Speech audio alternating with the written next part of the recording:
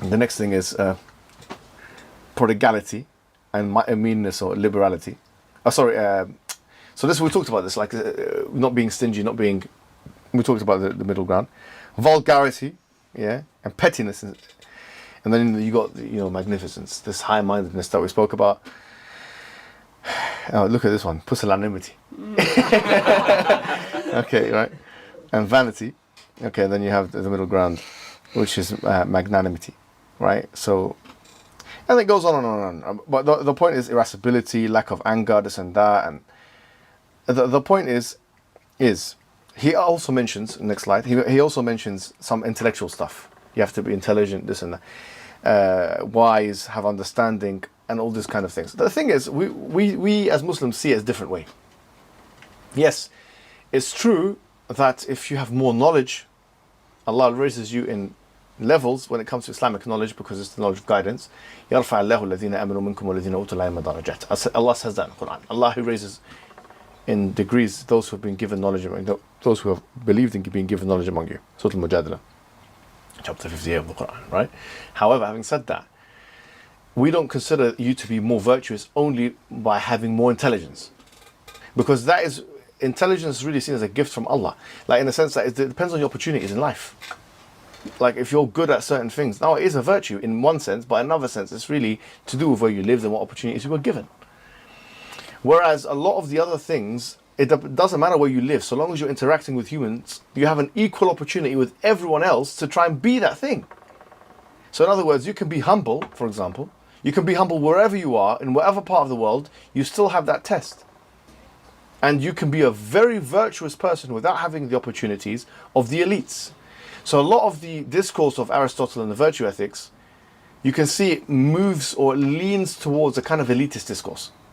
So the more clever you are, the better you are. Then you can see, okay, the snobbery will come in, and the inequality will come in, and this and that, and thinking you're better than other human beings because you're more knowledgeable than them. And you can see where it can come in.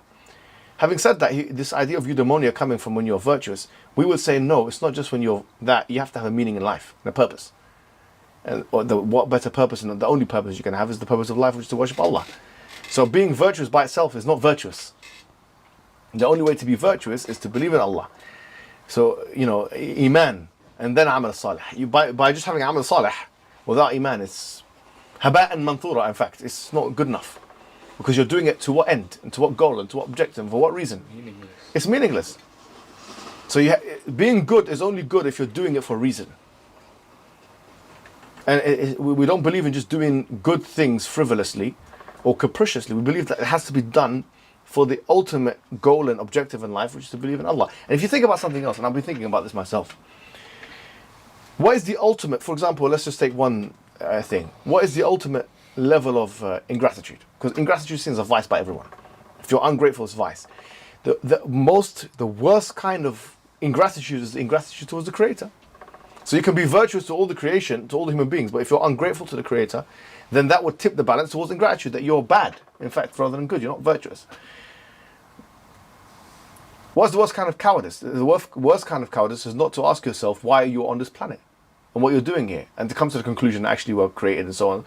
All of these virtues and vices can be directed to Allah subhanahu wa ta'ala, because if you're not showing it to the khalq, to the Creator, then the khaliq, then showing it to the khalq is not going to compensate for that, unfortunately, because of the loss that you're. So if you don't have Iman, if you don't have the belief in God, then it's all a waste of time. And obviously, as we know, goodness is linked to God, and that He's al-bir wal-bar. He is the goodness. So everything good comes from good, from the good, which is Allah. Now, having said that, we have our own tradition, and it's interesting that Al-Ghazali is probably, I'm saying this as a matter of opinion, but you could argue, but his book on this, Ihya Ulumuddin, which we have a copy of there, if you want to read it, but Ihya Ulumuddin is probably the best thing that was produced in this regard, where you're talking about in Islam, probably, because he compartmentalizes, he defines it, he gives examples, he gives hadith.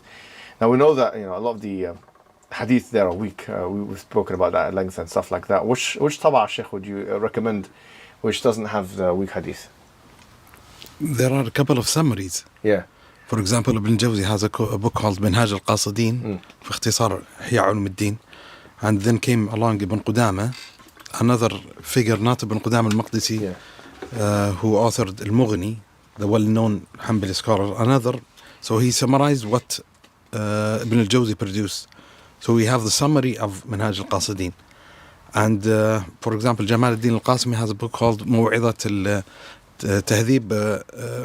المؤمنين تهذيب إحياء علوم الدين. Actually, it's another summary.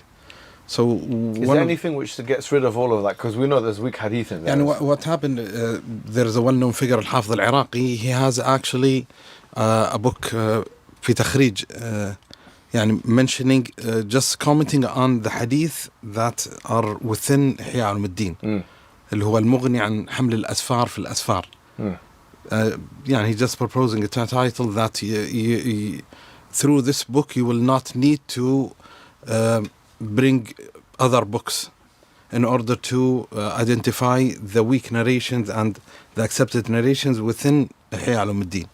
So usually the majority of the editions that are produced of إحياء علوم الدين, they just mention the comments of Al-Hafiz al-Iraqi upon those hadith. But the problem, the best edition, I would say, اللي هو the edition that was produced through Al-Minhaj, Dar al-Minhaj. But the problem with that edition, especially, they didn't include what Al-Hafiz al-Iraqi wrote. So we have a good edition on every front other than the issue of hadith. And the majority of other editions are not the best editions in comparison with that edition, but at least it contains Al-Iraq's book on the matter. Well, that's for the Arabic readers. I mean, the English, unfortunately, we don't have any of that stuff translated into English, but there's going to be a lot of people that will be watching that and stuff and trying to get these editions. So thank you for that. Certainly, it's been translated, this book it's been translated into English, but when you're reading it in English language, beware that the hadith are problematic. There's a lot of weak hadith in there and stuff like that. So you'd have to do your homework and see which ones are not, and literally underline them and see what's going on. Nevertheless, it's probably the best in terms of the psycho-spiritual aspect of the human being. Like, for example, to give you a bit of a taste of some of the things, obviously the book is divided into 4 different, it's called quadroons, so quarters, yeah? And the 3rd and 4th quadroon are effectively about, vices and virtues in a way. It's things that will destroy you, al-muhlikat and al-munjiyat, which are things which will save you. But really what they are vices and virtues. I mean, the 1st and 2nd book were about transaction. First was about worship, and then the 2nd was about transaction. Then about munjiyat and muhlikat. But this is the 3rd and 4th quadroon. I'll give you an example. Condemnation of rancor and envy. See, Aristotle doesn't really emphasize that as much as a vice, as much as rancor and envy. Do you see what I mean? Like al-hasad, al-hiqd and al-hasad, for example. Then you have miserliness, or we know, stinginess, right? And he does. Condemnation of the love of wealth, so loving the dunya too much and stuff like that. There's a book there. Pride and conceit. Pride's kibr and conceit is effectively ujub. So he puts them both together. Ujub is self-grandiosity or self-amazement or self-aggrandization, whatever it may be, right? And it's breaking the 2 desires, which we talked about already, the sexual and the anger. These have all been translated. I think Abdul Hakim Murad is the one who translated that one, Timothy Winters. But these have been translated into English language. It shows you, brings the hadith together of what the Prophet ﷺ said and stuff like that. And I'm only bringing this to your attention to show you the Islamic resources on the matter. And this is probably the most important one. Obviously, we can talk about other resources. The 4th quadroon, as you can see, on patience and thankfulness. Because what it tells you is, effectively what we're trying to do is tell you what the mistakes could be that you're making.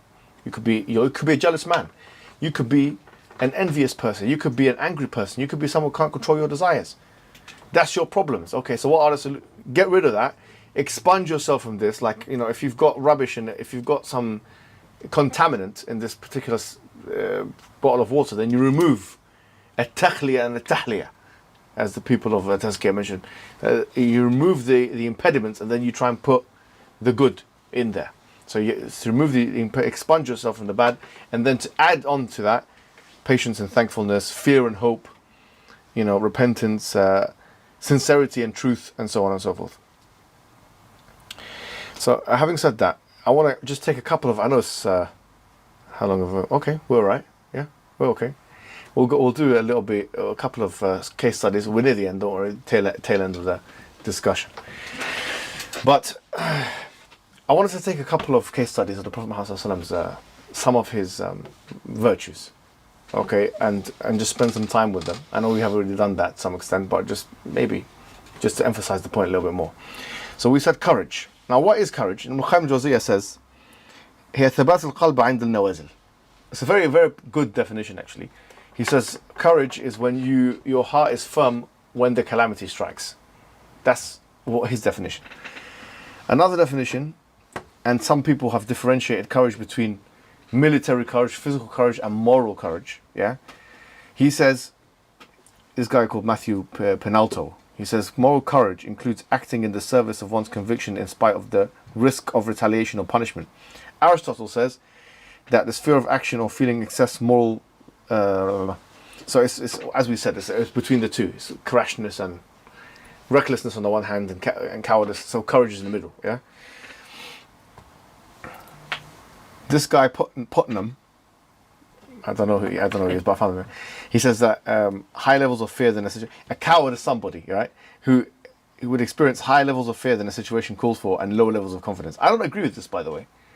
I agree more with Costamato, who is actually I don't know if you guys know, but he's the trainer of who is he the trainer of? Mike Tyson, right? And listen to what he says. Very powerful. It's one of the best quotes in courage I've seen. He says, the hero and the coward both feel the same thing, but the hero uses his fear, projects it into his opponents, while the coward runs. It's the same thing, fear, but it's what you do with it that matters. It's not about feeling fear. Like this guy Putnam, he's an academic, he probably has no idea about this situation. I don't know why he's even writing about it. He should be ashamed of himself. Really. You know what I mean? Someone who's never engaged in any kind of confrontation is talking about courage and stuff like that in a theoretical manner. But really, what courage is, and I think Costamato is right, it's not about feeling fear, because you can't control that. If a lion comes in, and we'll all jump on the tables. If a dog comes in, we're all jumping on tables. You know what I'm saying? Like a vicious dog. It's not about feeling fear. It's about what you do with the fear. It's about how you act, despite feeling that fear. So a courageous person, he feels the fear, but he just like he was able to, for example, a person who's temperate is able to control his sexual desires, even when it's calling for you, or your anger. The courageous person is very similar to that person in so much as that they can control their fear. Effectively, courage is about controlling fear. That's all it is. It's not about eliminating it. It's about controlling it. Just like temperance is about controlling sexual desire. You can't eliminate it. It's about controlling it. It's about what you do despite feeling that emotion. And I'm only bringing this to your attention because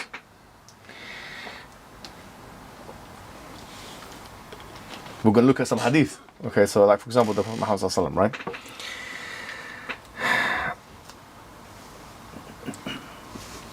So this is Ali ibn Abi Talib. This is hadith in Bukhari. It says that إذا اشتد البأس, yeah, and then ولقى القوم القوم, and then if the two parties meet in battlefield, yeah, and the situation gets heated in the battlefield, that the Prophet Muhammad sallallahu alaihi wasallam, he says ما يكون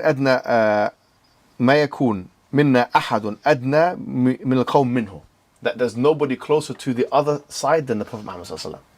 That is, for me, that is crystal clear. If there's two groups fighting and he's putting himself at the front line, that's it. What can you say? There is no better test of courage. There is no better. No one can say that man is a coward. What are you talking about? So much so in the Battle of Hunayn, and this is another hadith that I've put there as well. In the Battle of Hunayn, okay,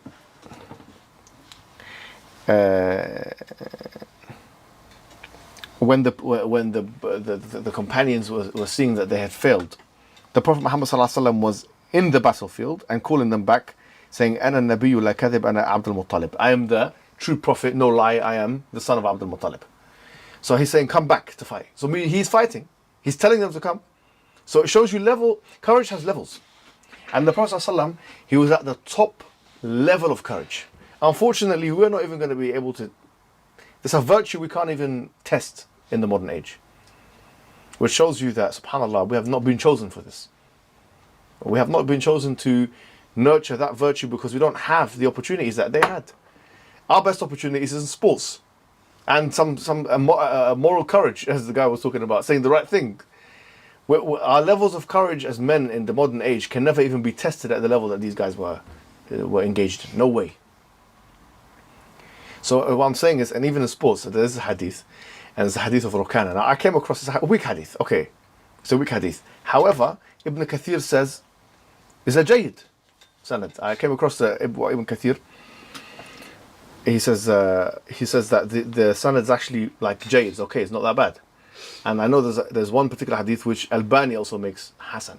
Anyway, the hadith is that this guy was a champion wrestler. We're talking about champion wrestlers, and Muhammad engaged with them in wrestling.